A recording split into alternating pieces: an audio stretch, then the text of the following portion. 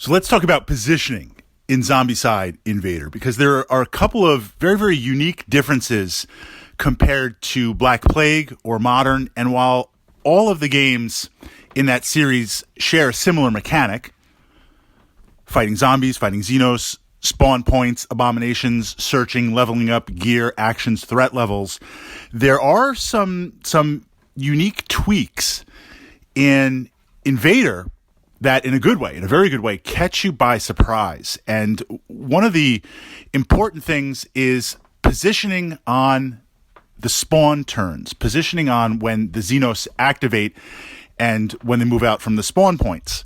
Now, you have a little bit of control over this in that you know what's currently on the board.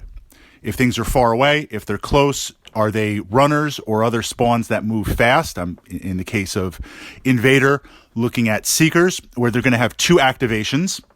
So essentially, as long as you're 2 spaces away, you are reasonably safe. Reasonably safe. And here's why I say reasonably in a moment. Also, depending on what else is in play, how far it's going to move. I say reasonable because one of the things that we have to be careful and be aware of in the spawn deck, not only are there spawns for Xenos, but also extra activations and mold spawns and activations. So you can have a Seeker 2 spaces away. So I'm at space 3. The Xenos activate on their turn. They move up 2. So they're still out of range. And actually, in this moment, this is a perfect opportunity because then when I get to activate, I'm only 1 space away and I can easily shoot at it, or if I have a better close combat, spend 1 action, then 2 or 3 actions to attack in close combat. I mean, that's a good position.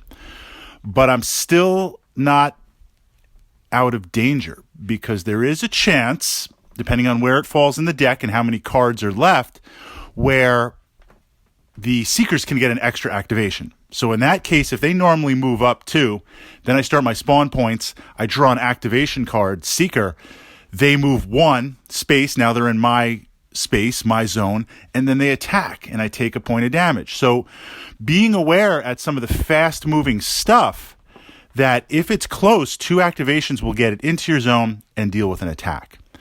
Mold pits. They also spawn on the mold pits, which is why keeping them under control is important.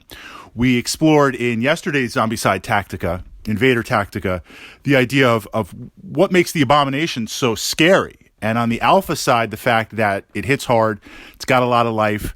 But on the other side, the fact that it creates mold, this trail of mold as it goes, which not only destroys whatever the room is. If it's an armory, it'll destroy it. If it's an oxygen room, it'll destroy it. But it also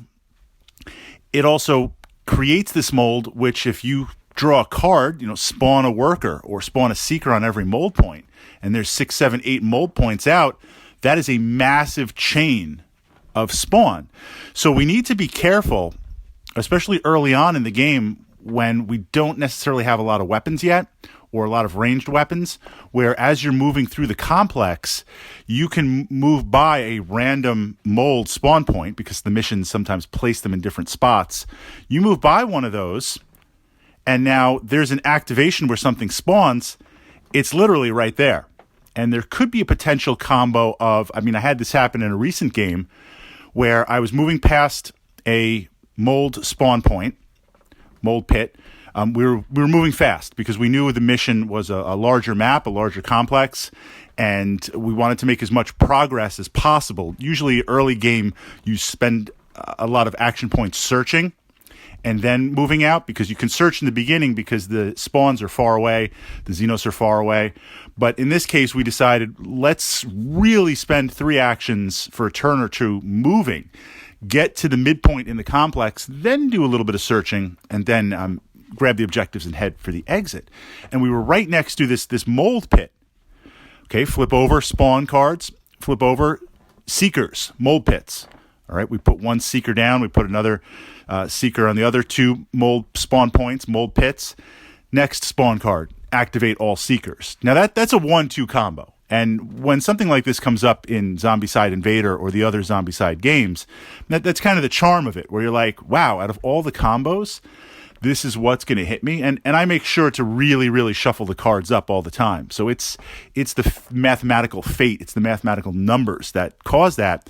But essentially, okay, Seekers activate, 2 activations, moves 1 out of the mold pit, mold spawn point to my zone, and hits me, attacks me. And I got hit, took a wound. This is why sometimes you need to look as you move, having a tank in the party. In the core set, I believe it's Magnus, starts with 6 wounds. When you are moving by some of these points that are a little bit dangerous with the group, to make sure that they lead, because the Xenos that spawn, they're going to move to the closest. At least he can take the wounds. Not that I want anybody to take wounds. Also, if you have certain gear, like the armored vest, that'll take some wounds. If you have some of the expansion characters, Kickstarter characters, homebrew characters that might have tough, that attribute, so you automatically take one. I mean, that's why Emma is great. I mean, she's an android. She takes that damage. It's like a regeneration type ability. Moving forward, positioning there. So being aware that those mold pits can become active at any time. The last tactica, and this isn't always the easiest thing to do, we often talk about in all games, but especially Zombicide, because Zombicide's got a lot of random in it, and I like that. I enjoy that surprise. I don't know what's going to spawn. I don't know where. I don't know how it's going to play out. When I search the armories, I don't know what I'm going to grab. I'm going to get. It's a constant reassessment of where am I in the moment? Where am I in the moment? What do I need to change? What do I need to do? But I want to control the random as best I can. And we control the random by getting rerolls on the dice, or being able to hopefully have gear or abilities to draw multiple cards, or to take multiple actions in searching. Right? When I search, if I randomly get items, if I can grab 2 items at a time or influence that controls that random. In controlling the random, another great way to control the random, if you have extra bullets or energy cells, it's going to give you rerolls. So that's kind of like control the random 101. In terms of moving through and controlling the random, keeping in mind with the spawn deck, kind of where are you in the moment? I won't say counting cards, but yeah, I guess kind of counting cards. Meaning, if I know there are multiple abominations, I honestly don't remember how many abomination cards are in the deck. Let's say there's probably 5 or 6. And let's say just they're kind of equally spread out. If I've hit 3 or 4, that means I've dealt with the bulk of the abomination. Hopefully I got it off the table and minimized the spawn mold that it's going to put forward. But I know, hey, I'm over the terror of it. Now, the next 2 draws could be those 2 cards. There's that's like what Schroeder's cat, something like that. We don't know until it happens. So it's both states at once.